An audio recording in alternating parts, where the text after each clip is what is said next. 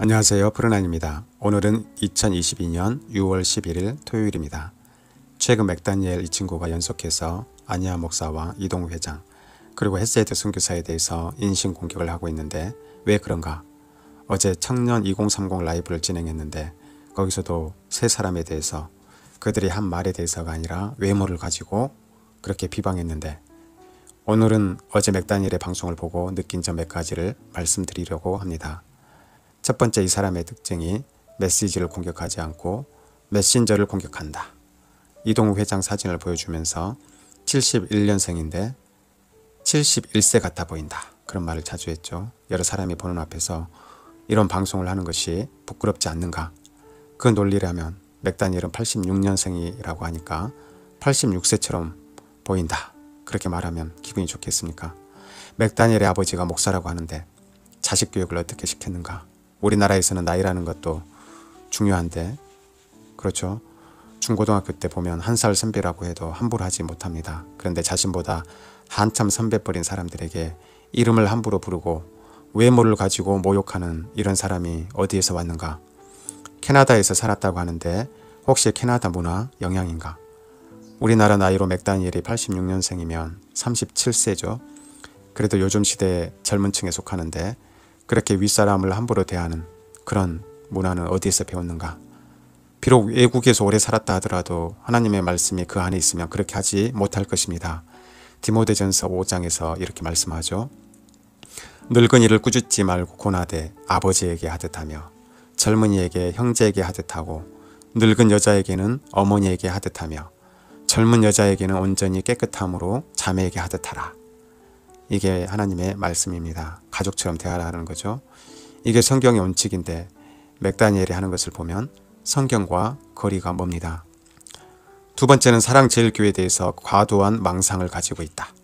맥다니엘은 사랑제일교회가 기독교 항공모함이라고 했습니다. 기독교 항공모함. 우리가 거기에서 연로를 주의받고 나가서 싸워야 세상에서 승리할 수 있다. 그렇게 이야기하고 있죠. 그런데 나가서 싸우는 상대는 누군가? 적군이 아니라 지금 현재 아군에게 폭격을 하고 있지는 않는가? 그런 것도 생각해 봐야 합니다. 정광훈 목사를 비판하면 영이 다른 것이다. 영이 다르다. 전 목사님과 함께하지 않는 사람들은 인본주의다. 진짜 복음은 전 목사님을 통해 나오기 때문에 거기에 빨대를 꼽아야 한다. 성경과 삶이 일치하는 삶은 전 목사 한 사람밖에 없다. 이런 것은 참 심각한 거죠. 이런 말들은 맥다니엘이 정광훈 목사를 우상으로 섬기고 있는 것이 아닌가. 전 목사님이 듣기에 좋은 말로 아첨하고 있는 것이 아닌가. 그런 생각이 듭니다.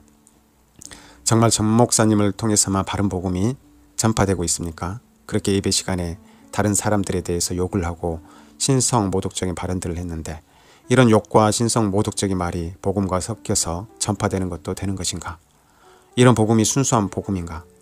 또 한 가지 생각해 볼 점은 많은 사람들이 사랑제일교회 예배당을 보면서 감격한다고 하는데 왜냐하면 정광훈 목사님께서 애국운동하느라 돈을 거기에 다 쓰는 바람에 예배당을 관리를 못해서 천장이 새고 의자가 삐걱거리고 또 사택도 옛날 사택 그대로 허름하다. 이런 말 들으면 사람들이 다 감동하죠. 순수한 정광훈 목사님의 생활에 감동을 받기도 합니다. 또 초기에 장모님께서 주신 집과 차도 다 교회를 위해서 바쳤다. 이런 말 들으면 누구나 감동할 것입니다. 또 이런 거 우리가 쉽게 폄하해서는 안 됩니다. 전 목사님이 잘한 것은 잘했다고 해야 합니다. 그런데 좀 더 생각할 점은 이런 것이 자신의 공로로 남아있어서는 안 된다. 그렇죠. 우리가 이 세상에서 행한 아무리 선한 행위라 하더라도 죄로 더럽혀져 있기 때문에 자랑할 것이 없다.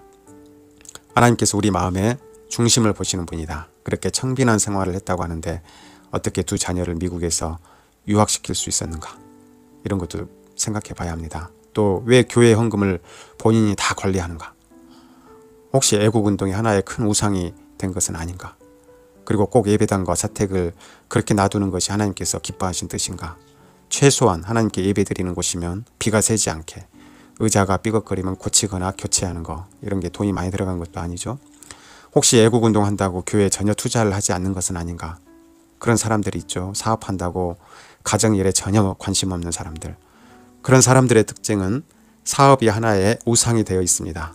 교회도 마찬가지죠. 어떤 목사는 교회 일은 제껴두고 바깥 일에만 관심 있는 목사들이 있습니다.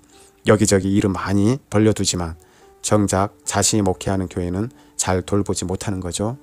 이런 면도 함께 생각해야지 무조건 청빈한 것이 기독교의 삶이 아닌 것입니다. 그것은 유교나 불교의 스님들도 얼마든지 그렇게 사는 사람들이 많습니다. 중요한 것은 하나님께서 나에게 구역을 정해준 그 구역 안에서 만족하면서 감사하면서 사는가, 그런 거죠. 말을 마치겠습니다. 저는 맥다니엘 이 친구가 전혀 믿음이 없는 친구다 그렇게 보지는 않습니다. 아버지가 목사이고 또 그런 분위기에서 자라다가 방황하고 구원파에 빠졌다가 2, 3년 정도 빠졌다가 정광 목사님 때문에 거기에서 벗어나고 이제 사랑제일교회 아스팔트 전도사로 임명되어 복음을 전하는 이 일을 사명으로 알고 또 자신이 기부받은 돈도 기독청을 위해서 헌금하는 것을 보면 그래도 이 친구가 믿음이 있는 친구다. 뭔가 목적을 향해 가는 친구다 라는 생각이 듭니다.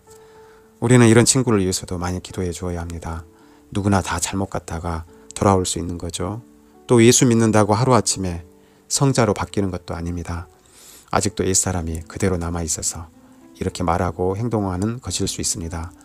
맥다니엘도 얼마든지 변화될 수 있습니다. 특히 맥다니엘이 메리의 결혼 이야기 책을 소개하는 것을 보면 그래도 이 친구가 성경적인 결혼관을 가지고 살려고 한다. 이 세상에서 우리의 혼인이 장차 예수 그리스도와 신부인 교회의 혼인을 향해 나아간다는 것을 말했는데 맞는 말이죠. 이 친구가 말씀과 성령으로 변화되기를 우리는 기도해 줘야 합니다. 이상 푸른한이었습니다.